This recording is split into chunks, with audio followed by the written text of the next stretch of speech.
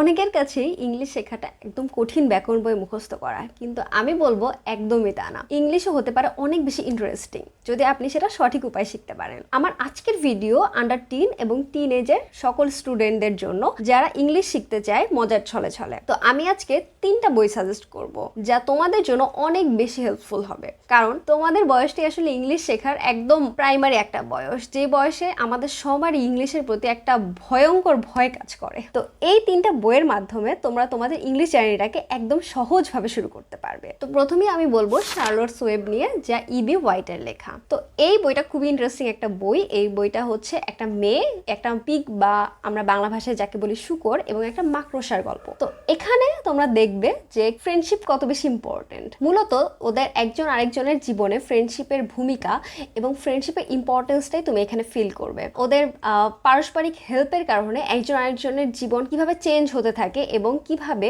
ওদের একজন আরেকজনের জীবন পর্যন্ত রক্ষা পায়, সেই জিনিসটাই তুমি এই বইটার মাধ্যমে দেখতে পারবে। তো হ্যাঁ, বইটা যেহেতু বাচ্চাদের জন্য, এই জন্য পুরোটাই আসলে ইমাজিনারি একটা গল্প, একটা মেয়ে, একটা শূকর এবং একটা মাকড়সার মধ্যে সীমাবদ্ধ। তো তোমার কাছে বইটা আসলে অনেক ভালো লাগবে, খুবই ইন্টারেস্টিং একটা বই। তুমি তোমার কল্পনার জগতে ডুবে যাবে এবং এই বইটা তোমাকে পরোপকারী হতেও অনেক বেশি হেল্প করবে। তার পাশাপাশি আছে তো ইংলিশ, সহজ ইংলিশ ভাষায় পুরো বইটা লেখা, কারণ এই বইটা যেহেতু বললাম যে ছোটদের জন্য উপযোগী, তাই কোনো ধরনের ক্রিটিক্যাল ওয়ার্ডস থাকবে না, তুমি সহজেই পড়তে পারবে। বিগিনারদের জন্য এই বই দিয়ে শুরু করাটা আমার কাছে মনে হয় খুবই ভালো হবে।